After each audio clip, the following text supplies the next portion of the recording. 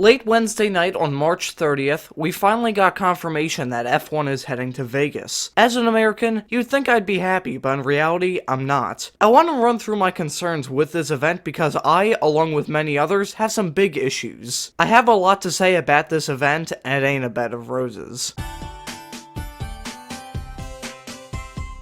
About a year ago, I made a documentary on the Caesars Palace Grand Prix, an event that thankfully will never happen again since the parking lot they raced on is now built on top of. But here we are again, ready to have a third race in America on the F1 calendar. A country having 3 races in one season has happened before. In 2020, Italy had 3 races at Mugello, Imola, and Monza, and in 1982, the US had 3 races in Long Beach, Detroit, and Caesars Palace. The reason why this has only happened 2 times before is because of oversaturation. That's my biggest problem with the added races in the US. Of the estimated 400,000 people that showed up to the US Grand Prix this past year, how many of them are gonna go again when you have races in prettier markets in 2023? Instead of having 1 race with packed grandstands, you're going to have 3 races that would all try and get each other spectators. That may seem far-fetched, but the F1 viewer base in America will feel less loyalty to COTA because of 2 reasons. Unlike a track like Silverstone, it isn't very historic, and unlike the United Kingdom, the F1 fanbase in America is much more casual. For the Bahrain Grand Prix weekend, F1 averaged well more viewers than the IndyCar race at Texas. But regardless of that, my IndyCar videos get more views than my videos about F1. 100 times as many people know more about Lewis Hamilton as they do a guy like Stevie Reeves, but why does my IndyCar video about the guy have more views? I think that's because of a lack of hardcore F1 fans in America. The diehard fans will feel more loyalty to something than a casual fan. That's just common sense. And when the casual fans are dragged away from COTA because of the appeal of Miami and Long Beach, the event and the track will probably die. Casual fans will flock to Miami and Las Vegas because they have more appeal than Austin, Texas. Let me put it this way, if you were given an all-expenses-paid vacation to either Las Vegas or Duluth, Minnesota, you would pick Las Vegas. That's the same dilemma that F1 is putting themselves in because instead of having 1 great event, we're going to have 3 average events, 2 of which where the scenery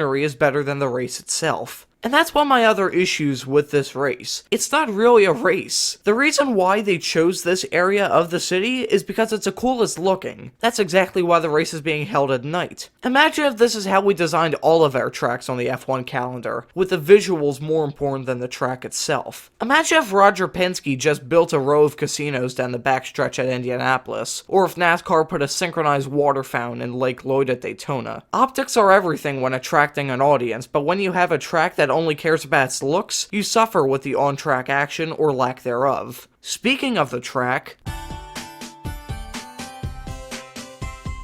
we start off the track on the undeveloped land at the corner of East Harmon and Koval Avenue. The first 2 corners are what I can imagine the last 2 corners of Adelaide would look like if they were shrunk in the wash. We then go into a challenging medium-speed sweeper to get spat back onto Koval Avenue. We then hit the first long straightaway of the lap, a half-miler on Koval Avenue. We then go into the sharp right 90 of turn 5. Have fun trying to get through this corner side by side because from the looks of it, it looks as tight as your girlfriend from high school. Then we get into a clone of Sochi's turn 3. Then you get spat out onto Sands Avenue with a bit too much time to get ready for turn 7, a flat-out right which is basically a nothing corner in a new F1 car. You then go into turn 8, a left-hand version of turn 7. However, halfway through the corner you have to get on the brakes for the pain-in-the-ass turn 9. Much like a 1,000-word essay, you enter this corner knowing that it's going to be annoying, monotonous, and nightmare-inducing. It also looks like there's a small protuberance tightening the exit, adding icing on top of the shit sundae. Then you go into the massive back straightaway where you could have a great opportunity to slipstream past, but I'd be willing to get kicked in the shin by a Filipino midget if there wasn't a stupidly easy DRS zone placed here instead. Then you go into the turn 11-12 chicane, something that we don't have a good view of at the moment, but chances are it'll be like the Singapore Sling because they honestly don't have too much they could do here. Then we reach the final corner, a simple left flick to close out the lap.